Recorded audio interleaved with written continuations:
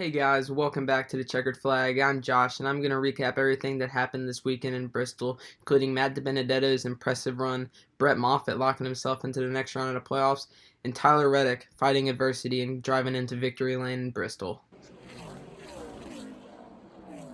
The series raced under the lights in Bristol this weekend, and Brett Moffitt got it done for the Truck Series. He started on the pole, lost the lead early. Ross Chastain won stage one, but that didn't stop Brett Moffitt from surging back. He won stage two and then ended up winning the race to secure his spot in the round of six with Talladega, Martinsville, and ISM in his route to Homestead to fight for a championship. Brett Moffitt's a title contender this year for sure, but my pick is going to be Grant Enfinger. He's been running very consistent, and I'm excited to see what he can do in the playoffs and see if he can finally get that first win of the season. Let's take a look at points.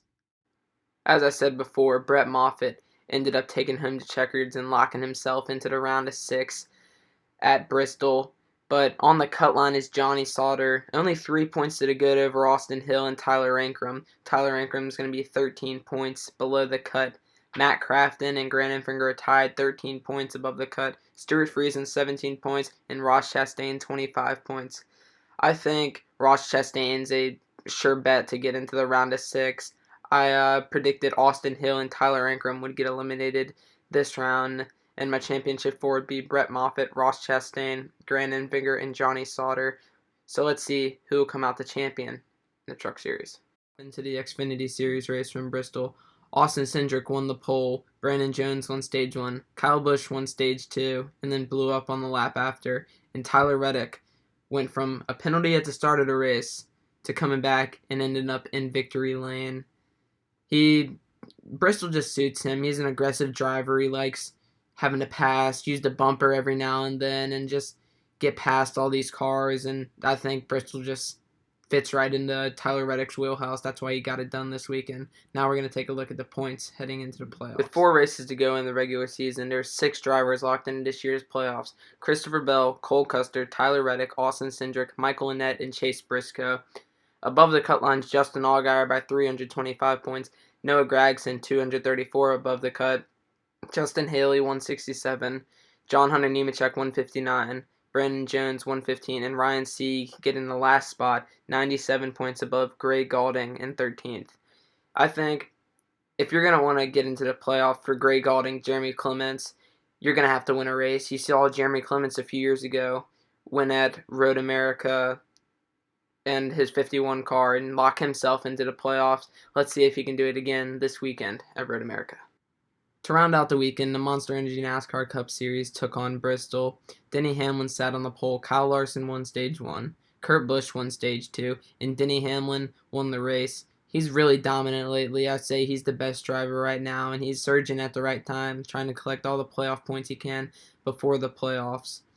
Matt DiBenedetto finished second. He was leading around 100 to go. Matt DiBenedetto took the lead. He had the whole crowd going crazy. He had everybody crying in his post-race interview because you know how much that race meant to him, and he wanted to get it done for the Levine family race. And as they announced earlier last week that they'd no longer be with him next year. So Matt DiBenedetto looking for a ride. A strong second place finish is good for him, trying to secure a ride for next year. He's racing this weekend for Joe Gibbs' car at Road America, which I think is cool. Joe Gibbs helping him out, trying to get him in a ride, trying to get him sponsors, get him a ride for next year. And Matt DiBenedetto is an amazing race car driver.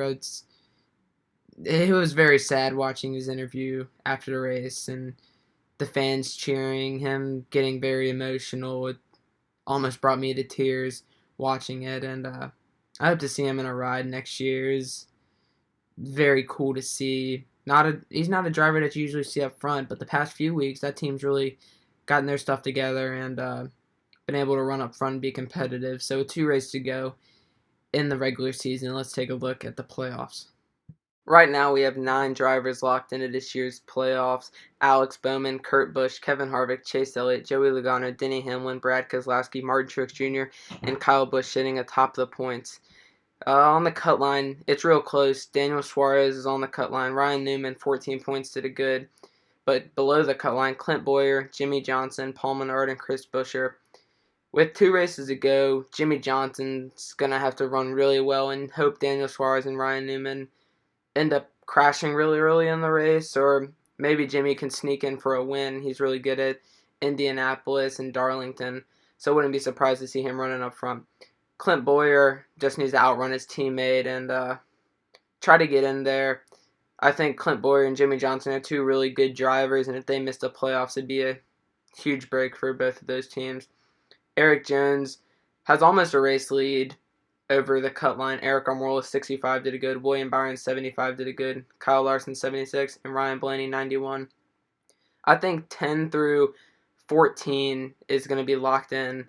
Daniel Suarez and Ryan Newman will need to run consistent. I don't think they're locked in yet, but it'll be an interesting battle to watch in the coming weeks. Alright guys, thanks for watching the Checkered Flag. This is my last time on the Checkered Flag, as I'm going to be switching roles to a different position for the World Racing Media Group. I hope you guys enjoyed me giving my recaps on here. I'm going to miss doing it because it's really fun to do, but on to bigger and better things. Thank you guys for watching, and if you don't already, follow me on social medias. Thank you. Bye.